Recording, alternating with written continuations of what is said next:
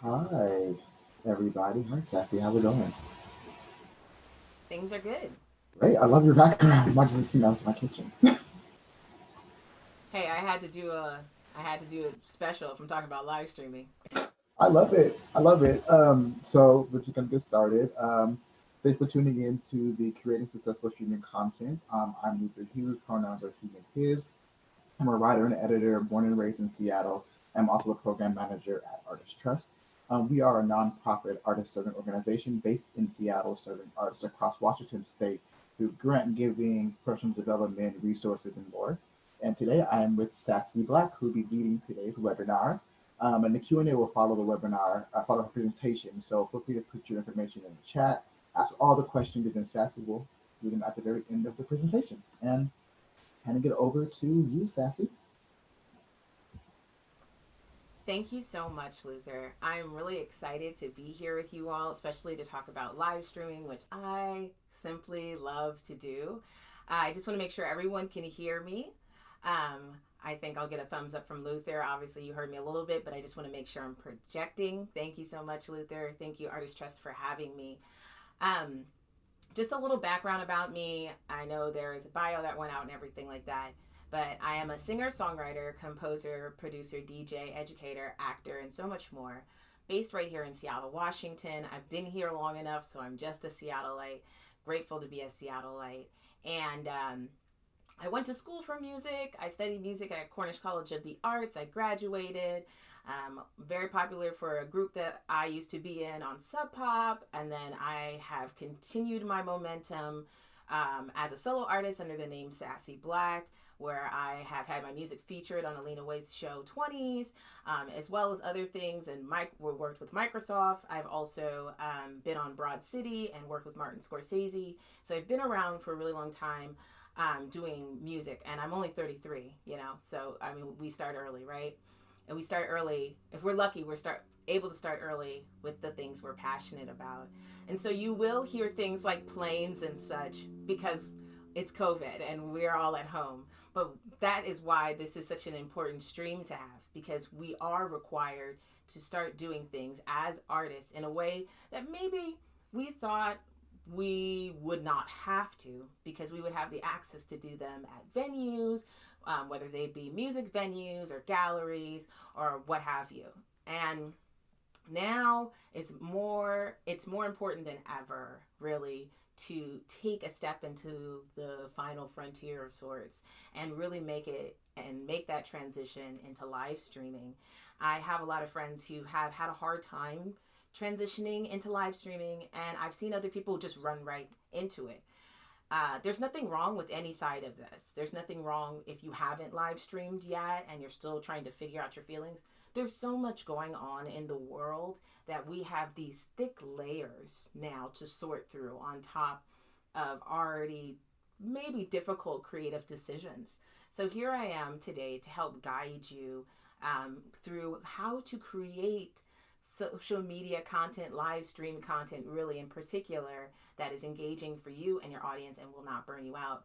I wanted to make sure to add the lack of burnout, right? We, as a creative society and as a society in general, often allow ourselves to work until, work to the bone, right? That is a turn of phrase, right? So we have to battle these toxic work policies that have been ingrained in us, especially as creators in this time and pretty much always. So we have to battle those mindsets in order to take this step forward and try something new. So with that said, live streaming has been a really exciting time for me. I am a big nerd. I love technology. I love learning about a bunch of different things. I'm a solo artist, so I produce all my own music, and I do very small collaborations with my engineers and such. Live streaming has been something that's really revitalized me and helped me to spread my message. I think one of the reasons that I'm doing this webinar today is because I've had a number of successful live streams and a lot of opportunities to do live streams. One of my most successful live stream programming has been Sassy Black Sundays, which is a program that I launched last summer on my Instagram. Very simple, very straightforward. I just wanted people to know who I was. I felt like not enough people were learning about me and coming out to my shows. And I wanted to also get to a broader audience worldwide. And I knew that Instagram had that, and that I had fans that were following me from when I was on tour or when people played me on radio stations in different countries. But I wanted to be able to engage with them as well without paying for the ticket. And so that when I was able to go to those cities, I would already have fans. So I created Sassy Black Sundays. And for those of you who are not acquainted with that, Sassy Black Sundays was simply a one song performance I would do every Sunday for 8 Sundays in a row. And then that would be the season. And so I decided what I was going to do, how often I was going to do it, and when it would end, and what would be called a season. I thought of it more as a television show or something like that, a series that needed a completion. So we're going to walk through that today, essentially. And I'm really excited to share this PowerPoint with you. So let's go ahead and share the screen.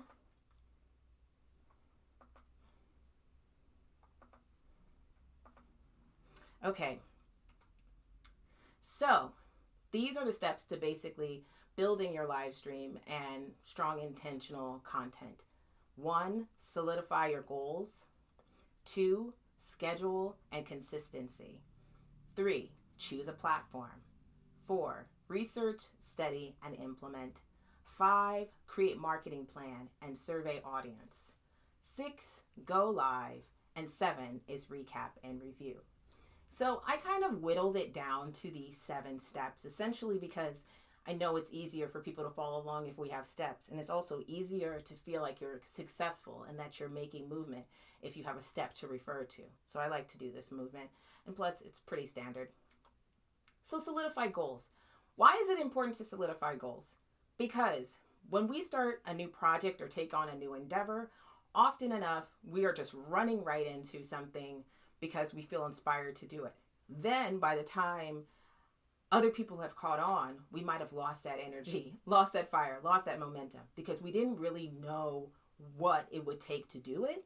And also, sometimes you lose momentum because stuff's happening, but you're not getting what you wanted out of it because you never asserted the goals that you wanted. You never asserted that you have these particular type of goals that you want to accomplish in order to feel successful. So of course, why not? Why not start here? Ask yourself, why, what, when? Why am I doing this? What am I doing it? When will I do it? So for the example of Sassy Black Sundays on Instagram, I wanted to convey my performance to many people at once on a social media platform. Okay, what am I doing? I'm performing one song because I wanted people to get the idea and the experience of seeing me perform my music live. And when will I do it? And it took a little bit of time to get to this one because sometimes you'll say, I want to do it today. I want to do it tomorrow. And sometimes you're like, I have no idea when I'm going to do it. It's really important to establish each one of these and spend some time with them. 2, what would make you feel accomplished and successful? It's really important to have that established before you spend too much time working on any type of project. Because again, you can get lost in the weeds really easily. If I'm working on an album and then I start making songs for the record, but I get caught up in the songs and I'm doing all this editing and then I'm thinking about doing remixes and this is just for one song, I can lose sight of what I'm actually doing if I don't have goals. So it's really important to establish that. So, and it'll also help you to stay motivated throughout the process. So I highly suggest that you journal and take notes. It's important to document your process. And this is something that we were, I think, poorly overall with the educational system taught as young people how to study. It's really important to journal, recap, review, because the process is not just, I learned a thing, I did the thing, it's done. It's, I learned a thing, I did the thing, I thought about how it felt to learn and do the thing. And I recapped, and then I figured out better tactics so it's easier in the future. So it's always, the recap and review is often left out of the process. And I think that's what makes it harder for us to study and learn as a society. So I really highly suggest you write 3 to 5 words to describe what success looks like you for this specific live stream. Do you want to grow your audience, make income, Do you want to work at a certain company with particular people? This will also help you to guide you and your efforts, okay? It's really important to do this. I can't express this enough. It's not just enough to have the project. It's very important to figure out what your goals are, and this will help you throughout the process and with the next steps. So 2, schedule and consistency. I think this is really important to pay attention to. There's a lot of reasons that you should pay attention to this aspect, because if what I've learned from all of my research, I spent probably 2 years researching Twitch before I started using Twitch, and so that's like one of my main live streaming platforms these days, is to really think about consistency. So every platform and everything I've seen, it always says consistency. Even when you're thinking about learning a new medium, it's about consistency. You know, what are you doing? How often are you doing it? So you really have to think about that. What is this? You know, how often will you do this? Are you doing this weekly? Are you going to do it monthly? What does that look? Twice a week? What does it look like to you? And whatever it is, be consistent about it. And if you're going to break your consistency for some reason, notify people. Let your audience know. Because the more consistent you are, then people can feel comfortable coming to a place and time. So consider these questions when you're figuring out your schedule and consistency. This will really help you figure out how often you want to do it, essentially. 1, have you live streamed before? And how did it feel? I am a big supporter of listening to your feelings. It's really important to dissect how the process made you feel and how you want to approach the process the next time you come to it. So if you've live streamed before and you're like, that sucked, that was horrible, and that's why I don't live stream, think about why it was horrible. Don't just let that be the final feeling. You know, don't let that be the final feeling. Break open why it was horrible. It might have been horrible because you had a hard time with the sound, or your lighting was strange, or your Wi-Fi cut out. These are all reasons why a live stream could be horrible or go poorly. But these are all things that you can also resolve by buying a good light, you know, different things like that. So it's important to dissect those feelings. How much time does it take for you to set up and tear down? Now, this is a conversation I've had many times with my business manager and with many musicians and artists. It's about thinking about the entire performance.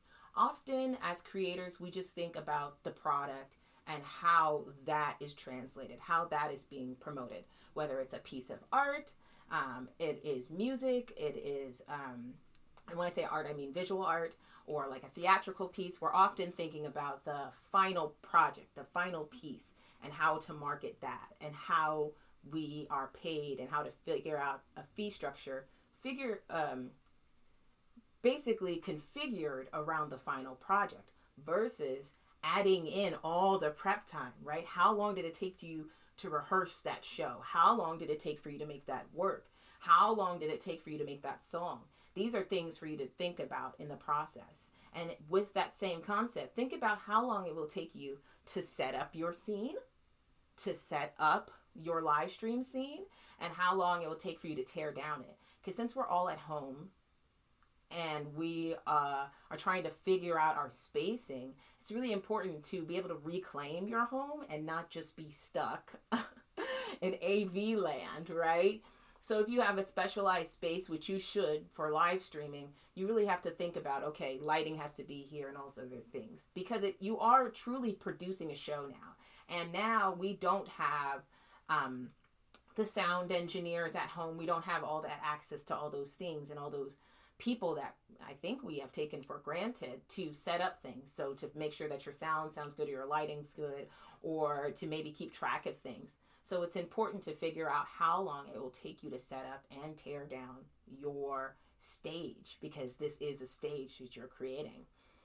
How much time are you willing to do this? Okay? How much time are you willing to spend doing these things? That's really important. If you want to make the transition into doing live streams, which we all are making that transition, you really have to allocate time to do this. And so it's not just time to live stream. It's time to prepare your live stream, time to market your live stream, time to review it, time to troubleshoot, time to study the platform that you're using and study what you have already released into the world. It's a lot of things to consider. So you really have to think about how much time are you willing to do this? And then how often do you want to stream? Again, some people say, I want to go live 4 hours a week. Well, okay, so are those 4 different days, or this 4 hours in one stream? And how much can your audience really handle of you streaming, and how much can you handle of being on the screen? I personally really, really, really, really, really, really enjoy doing live streams. However, I have to think about how much I enjoy watching live streams, how much time I need to sleep, eating, showering, everything else that comes in the world. So it's really important to, again, think about how often do you want to live stream? And then once you have these questions answered, it'll be really easy.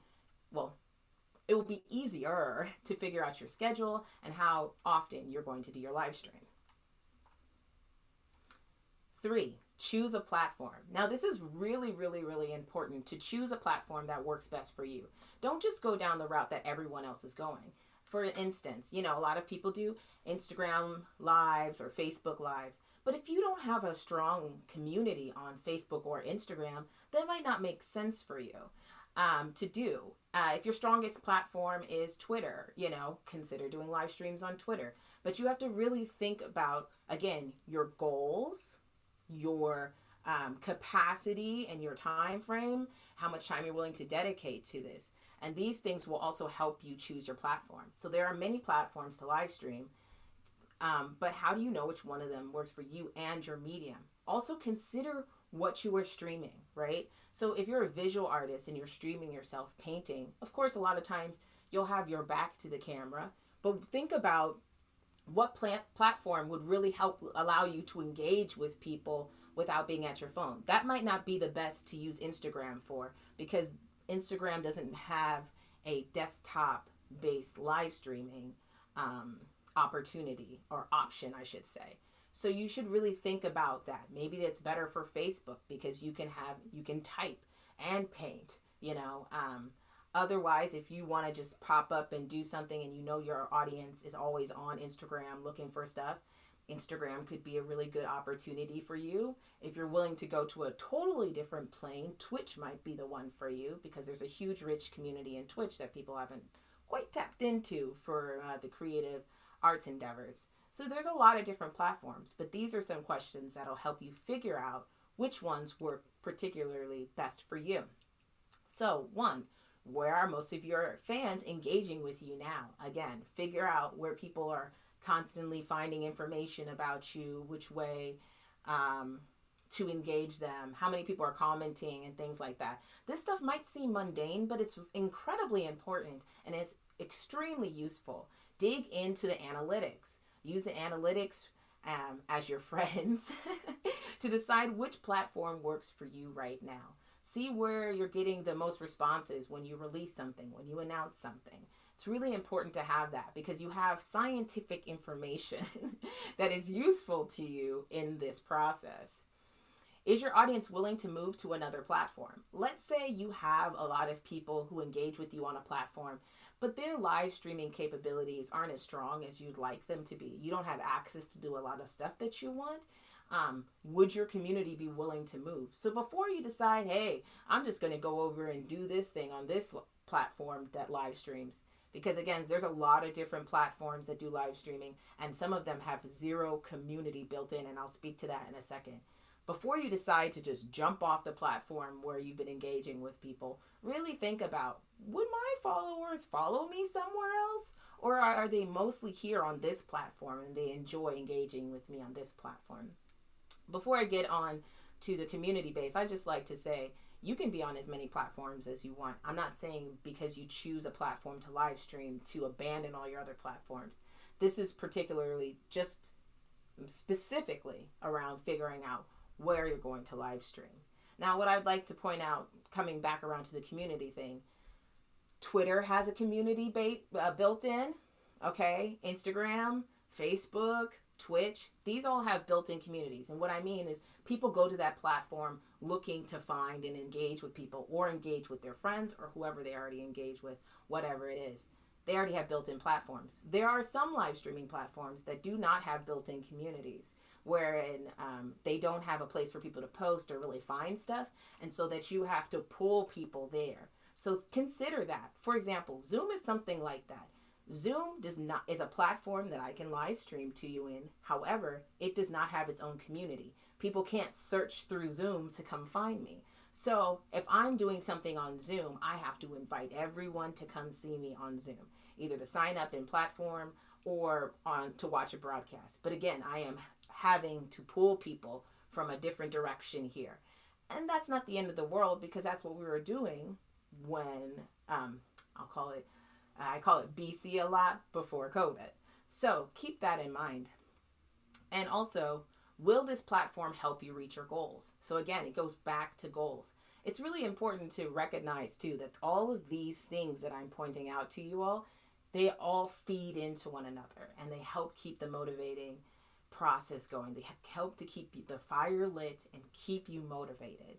So keep that in mind. And this is all very important, because as we know, when we're trying something new, it's really easy to just fall off and say, I don't want to do this anymore. Yep, that didn't work. Didn't like it. Doop, doop, doop. And just going with the, I didn't like it. This is hard. I don't want to do it again. Instead of pushing through that feeling and saying, what about it don't I like? And even if you don't return, at least you're unpacking what you didn't like about it, so that you can make a stronger decision that works better for you in the future. I hope that all makes sense to you all. All right, this is my favorite part because I feel like it's so needed. I know it's needed. Research, study, implement. It's so important to study the platform that you want to go live on, versus just jumping right in and then again kind of stumbling because you lost your footing. You didn't really understand what was going on. Like I said, I spent about 2 years studying Twitch before I got on Twitch, and it's already made a big impact. And there's so much stuff still for me to learn. I had to learn the broadcasting system, which is what allows you to project your video and your audio to Twitch. I had to learn so much, and it took a while, but I'm grateful for it because I found a little home for myself. So it's really important to spend time studying.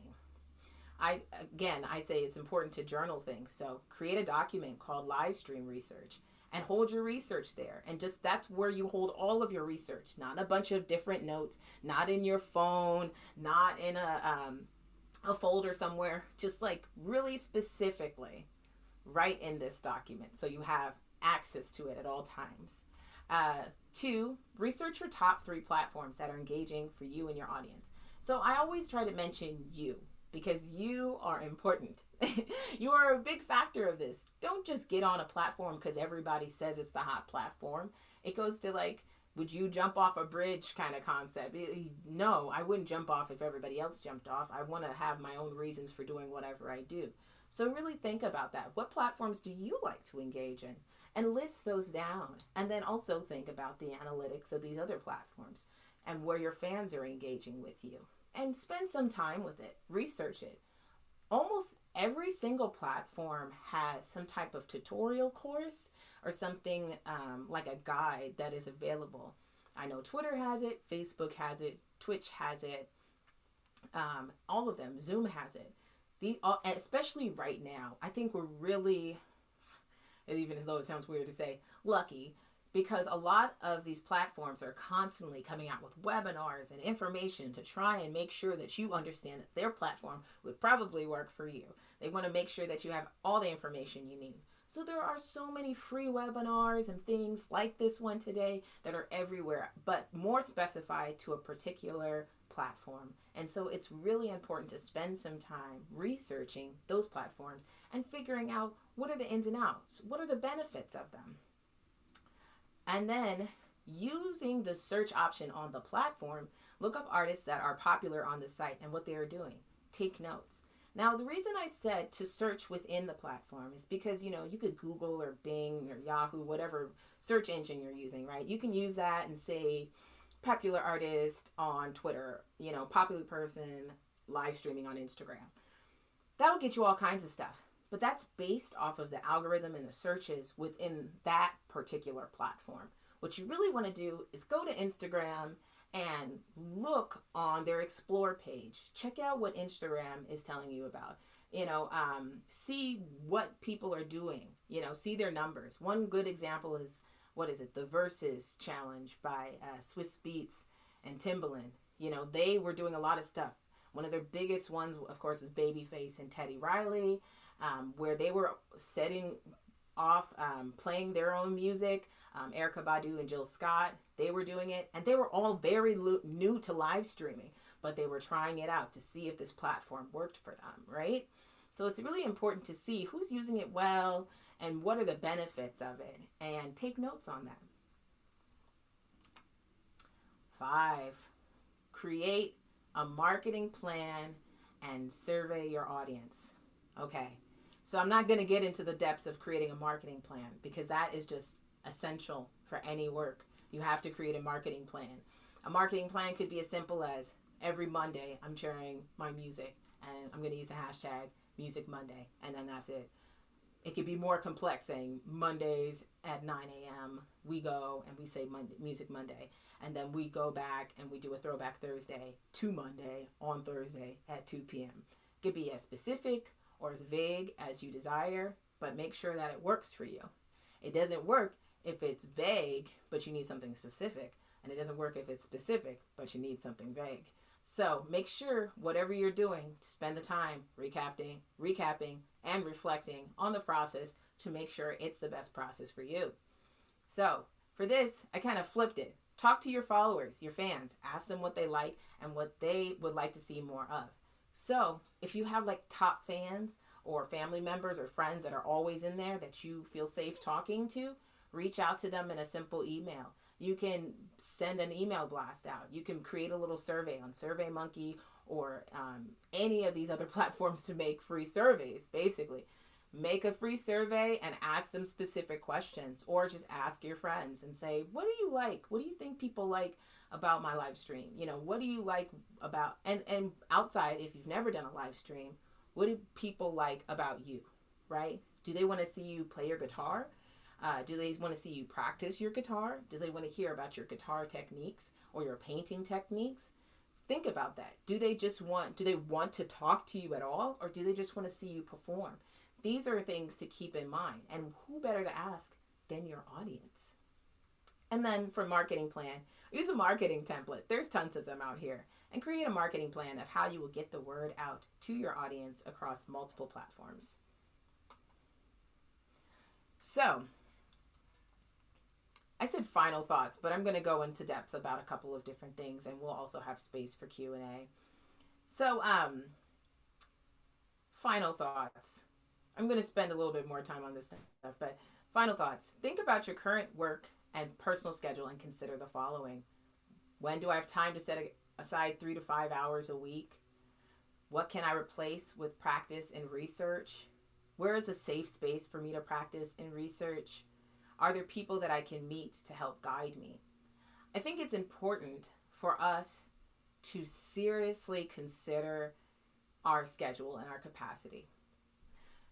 This world is crazy, and I know for a fact for myself that we do not make enough time to process things. We do not make any time often enough to process things. We just keep going from one thing to the next, and we don't ever pat ourselves on the back. We don't celebrate our successes enough. And I know this is coming directly from me. It is hard to celebrate your successes and your accolades and the achievements that you've made, but it's really important to.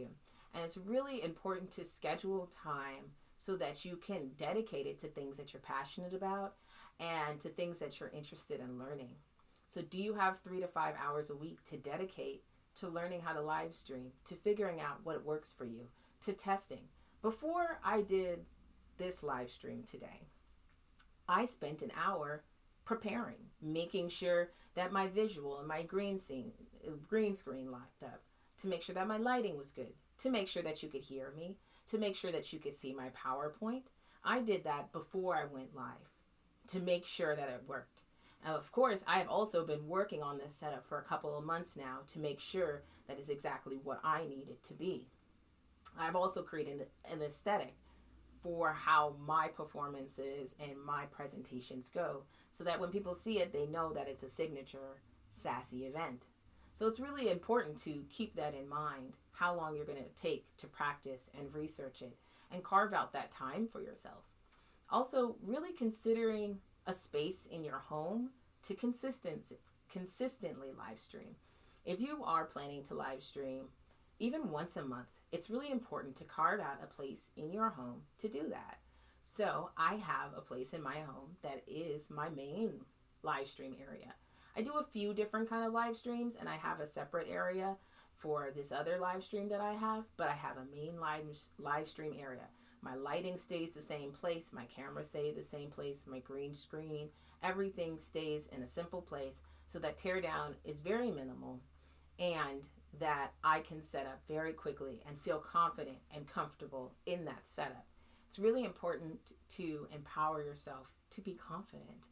And this is one of the ways to do that, by practicing and taking the time to set up, and by establishing a solid place where you will live stream regularly. Also, you'll get the muscle memory, the energy and the space will change, and you will just build up that confidence that your fans love about you, okay? Or that awkwardness that your fans love about you. Whatever they love about you, whatever you love about yourself, you can strengthen that by having a select and specified space to return to. And even if everything cannot stay set up all the time, just come into the same place is good, because you still know where the lighting can go. You can mark that on the floor. You can still know where your green screen goes and your camera, and so on and so forth. You know, really thinking about finding mentors is important. You know, are there people that you can meet with to help guide you through live streams? Yes, there are. There are also tons of tutorials and free webinars. Some of the tutorials can be a little aggressive because people are really excited, but take your time and find someone who speaks to you patiently, calmly, or excitedly. Whatever you need to succeed is really important to establish early on. Start creating a support network. Let people in your circle know that you are working towards this goal, and find people who you can discuss the process with. This is essential and necessary to move forward. It's really good. So if you're a musician or visual artist or whoever, you definitely have people in your life that are breaking into the live stream. Commiserate, talk to one another, figure out the plan, figure out what works for them, and then show up at their live streams, talk in the chat, have fun, and then have them do the same for you. And then group recap. Make sure you still make time for yourself to independently recap and review. It's really important for you to spend time alone recapping your process, because then you're able to be very vulnerable and really open, because it's with yourself. And then also take time, should you want to communicate with the community, to talk to them about their process and what they're learning and what they find to be essential and necessary. I think it's really important to do this. Also, your family, friends, and fans can keep you accountable in this process. It's really important to let people know that you're trying something new. So if you're a little, how should I say, irritable sometimes, they understand that you're trying something new and can ask you about it. Also, it's a good point where people can check in on one another. So it's really good to have that. And then I'd also say, create a positive mantra you can say to yourself at the beginning and end of your research and practice sessions. Just say like, I got this, or I'm getting this. I feel good about this. I feel this. This is nice, and I'll do it again. That could be as simple as that. This is nice, and I can do it again. Or, I am just starting this process, and I know I'll get better. And I think those are really important things to say. Because if you close out every practice with, oh, this sucked. This was really hard. Close. Then that's what you're going to remember. This is really hard. If you walk into a situation saying, this is going to be bad, this is going to be terrible, then that's what it's going to be, because you're projecting that type of energy. So it's really important to pace yourself and give yourself some space to really configure your emotions and mind map and create muscle memory that will create a positive energy charge when you think of this. Because every time we start and end projects with negativity, that's what lingers in our spirit. And so when we go back to that project or that concept, constantly like, oh, that felt bad, that felt bad. It's because we're saving it as bad in our memory banks, right? So like when you save a project, you can save it. And if you saved it with an era, that's what it's saved with. So if we save our memories with negative energy, then that's what we're going to pull up anytime that we bring that up. So keep that in mind. It's important to be positive in your practice. Okay, this is the motivation. You can do it. I totally have faith in you all.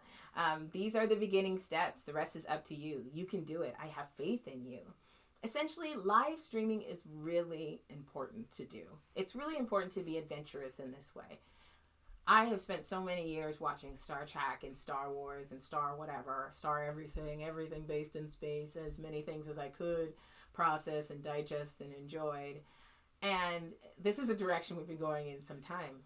It's hard. It's hard to talk to a camera and not to be human. But what you should realize is that you're not just talking to a camera, and you're not just talking to one human. You're talking to many humans, and you have the opportunity to communicate with many people at once through live streaming, should you choose to. It's a really great opportunity to expose yourself to many people, and many people have the opportunity to find you. I like to remind all of my students and my mentees, and pretty much anyone I can, that we all have purpose in this world. We all have value. We all have worth. We all have something to give. And there are at least 10,000 people in the world that vibe with you. There just are. There just is that many people who would love the work that you're doing. But it's up to you to provide an experience where they can find you. It's up to you to make that happen. So remember, there is only one you, and you have a beautiful, special place in the world. Never forget that. And if you do, it's okay. That's okay. That's what this information is for, as a pleasant reminder. Essentially, I just want you all to know that there are so many things that you can do. I'm going to go ahead and stop screen sharing and bring it back up to the forefront, because there are so many things that you can do. Live streaming is the future. It is the now.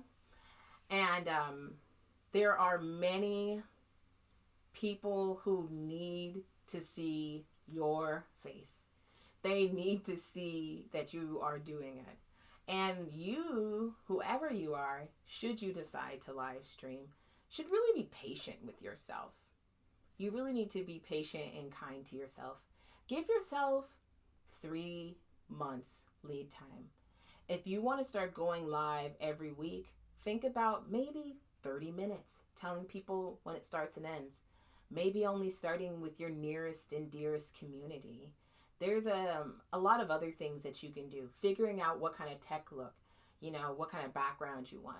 At first, I didn't have green screens. I actually had someone who was in one of my live streams ask me in my Q&A, hey, do you ever use green screen? And I said, nah. Even though I had bought green screen, I did not think about using it because it intimidated me. It made me feel really uncomfortable. I was just thinking, what if I get it wrong? Well, what if you do get it wrong? And I did get it wrong a couple times, but I figured it out. And I did the research. I was patient with myself. I did an hour's worth of research, of testing and practicing, and figured it out. And it feels good now. And now I get to switch my backgrounds to whatever, suits my needs. It's really pleasant.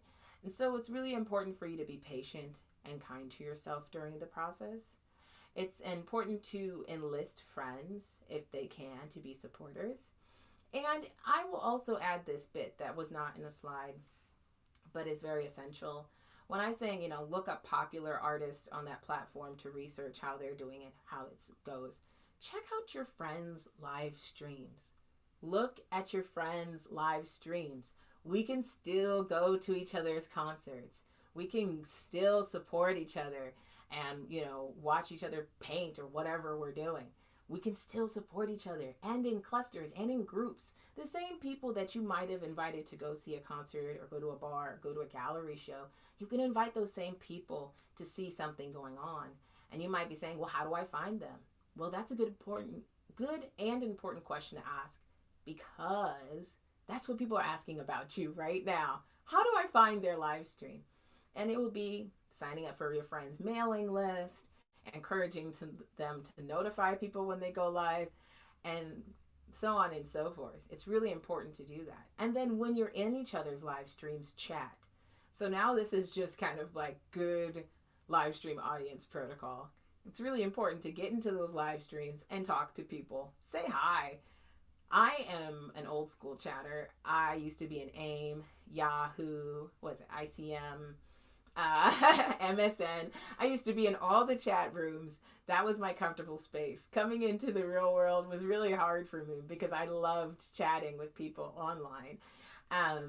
And I continued to do it for a really long time. Actually, a lot of this social media engagement is because of MySpace and Facebook and Instagram. A lot of my success has to do with being engaged on social media and bringing things to the forefront and taking those opportunities to network with many communities. So when you're in there, say hello. Say hello. If you're an audience member, make time to go and see things on a regular basis. Chat, create community. It's not a restart, it's a refresh. It's a refresh, to keep using technical terms. You're refreshing the scene. The scene is no longer in person. As much as we want it to be, we have to take care of ourselves and take care of other people and stay safe. So in order to be a great audience member, a virtual audience member, make sure that you're engaging with people, bringing people to the party, making sure you show up on time. I've been on a lot of virtual dance floors where people are saying they're doing the splits and roller skating, knowing that they're probably just sitting down, which is, it's just nice to play with your imagination. So use this as an opportunity for that. So we can also be good audience members. And that's what is also going to help us grow as live streamers, to be a good audience member too. It's the same thing for being an artist. BC, before COVID, it's about going to other people's shows, supporting, bringing other people, sharing the work. It's an overall thing. So a lot of what we're doing here with this live stream webinar is the same stuff. It's the same elements of what we did in real life. And I think because the technology has such a thick layer to it, we can miss that point. But it's still about building community. It's still about making new friends and, catching other folks. Like, I've been really hardcore on Twitch these days, and I have been in a lot of different rooms, and now I have a couple of streams that I'm going to, and I see other people that I've met in one stream and a new stream. That's just fun. Let it be fun. Let it be a party and really celebrate that. So I think it's really important to make space for this kind of energy and really give into it. If you're going to live stream, try not to, how do I say this? Try not to take the joy out of it too early. Enjoy it. Make sure you're well lit. Make sure people can see and hear you, but enjoy it, and enjoy messing up too. I think a lot of artists have a hard time because it feels like you're starting at square one again. Well, you're not. You're starting at a different level. You're starting something new, and this is a really great opportunity to engage with a lot of different communities. So now I am ready for some Q&A. I gave y'all all the goods for this, and I'll continue teaching more about other platforms and other things that I'm doing. I'm primarily on Twitch these days. You'll probably catch me on an Instagram live stream telling people about Twitch. It's really good once you find, what are you going to do about planes? They still flying. It's really good to find your space and find a platform that works for you and stay within that platform, really focused in that particular platform, instead of trying to be like, I'm going to do a live stream on here and here and here and here. Really quick, I was talking to someone, I was talking to someone watching a live stream from Questlove, and I love Questlove. I think the roots are cool. They had a live stream that was going to multiple platforms. So it was going to Twitch, to Instagram, I think Facebook, and YouTube. So like several platforms. that works for them because everybody already knows who the roots are. If you're just starting, that's going to be too much because how are you supposed to deal with all of those different chat rooms? So keep that in mind while we're moving along. So I am ready for some questions. If folks have questions, thank you so much for tuning in. I love doing this kind of thing. And I just want to know if there are any questions that I can answer ahead of time.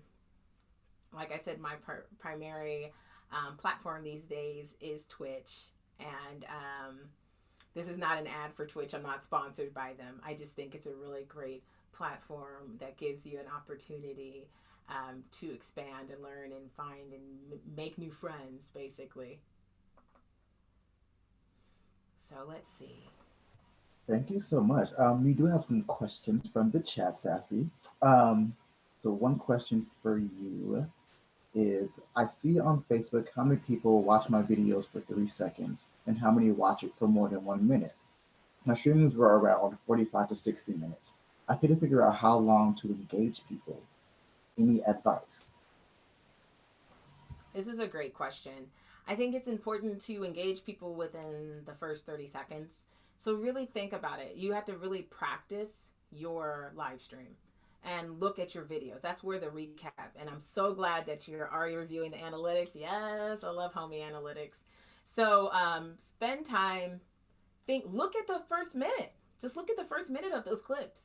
And if people are watching it for only 3 seconds, think about what turned them off in that 3 seconds. It might have been like you shuffling or something, like you're just popping up and you're moving things and they're just like, oh, I don't know if I want to watch this click. If, and so if people are watching or losing it, think about what those first 30 seconds are. For example, for Sassy Black Sundays, I realized that I was talking so much in the intro that people wouldn't, if they wanted to share my story somewhere where there's only 15 seconds, they wouldn't get anything out of me except words. So I kept trying to introduce myself and get it shorter. And so by next season, I'll be like, hey, I'm Sassy Black song. Because it's really important.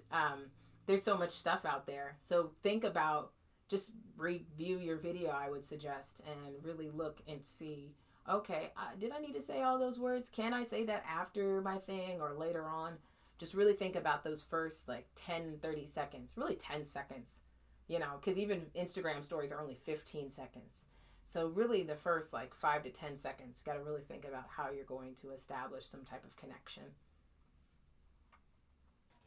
Thank you. Another question is, well, not really a question, but it just says, tell us about Twitch. So maybe just some info about Twitch, some benefits from using Twitch, things like that, I guess would be helpful for that person. Yes, Twitch is awesome. Twitch is for the nerd supreme, basically. I think it's like nerd heaven. It could also be nerd hell. It depends on who you are, right? So Twitch is a platform which is much different than other social media platforms because you can have followers. It will allow you to monetize your channel once you hit a certain number of followers and hours streamed and things like that. I'm very close to mine right now. And they'll let you pay. It's very gamer based. So even their subscriptions, it's not like, oh, you can get songs or whatever. You can't really modify it. Your subscriptions are to pay for emotes and emojis, essentially, that people can fire off. It's a really chat-based platform. You can't see who other people are following or who's following them. It's very focused on the live stream. You aren't announced when you come into a room, unlike on Instagram where it's like, such and such is here. Imagine if you click a live stream on Instagram and you don't necessarily want to be there, you didn't mean to click it, you know what I'm saying? You're like, okay, yeah, I did. And then someone's like, hey, and you're like, I'm trapped. Okay, you've been trapped in a social media live stream that you don't want to. So it doesn't announce that you're there unless they have a bot. It's cool because it hasn't really been tapped into that much. And the algorithm on Twitch is different. So, based on the categories I said I'm interested in, I've been recommended really interesting live streams and real interesting channels. that I have fallen in love with. I follow this reggae guy in Oakland, and this soul funk retro station in Jersey, and this dope DJ that's in Austin. You know, like, so I have like people all over the country that I'm following. So their algorithm works a little bit better, I think, in terms of suggesting things.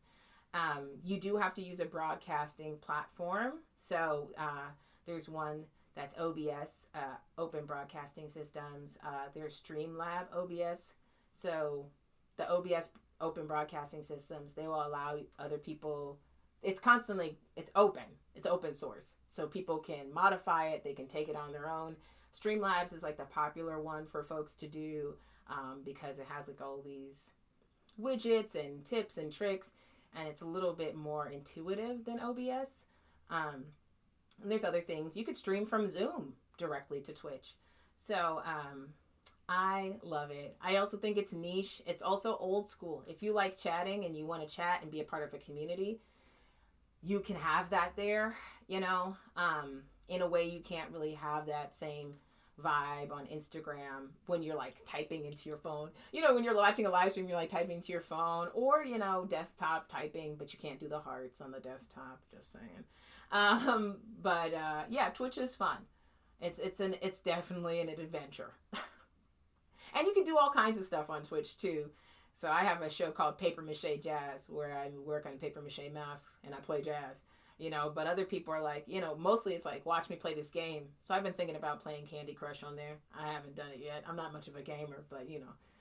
So it's a new scene. It's a new scene, I'll call it. Thank you. And then believe this might be the final question, unless people want to ask more in the chat. Um, would you recommend having your streams available to watch after they've taken place? Oh, what a rich question. Oh my goodness. So, okay. Should you offer your live streams to be watched afterwards? It all depends on what your goals are. Okay.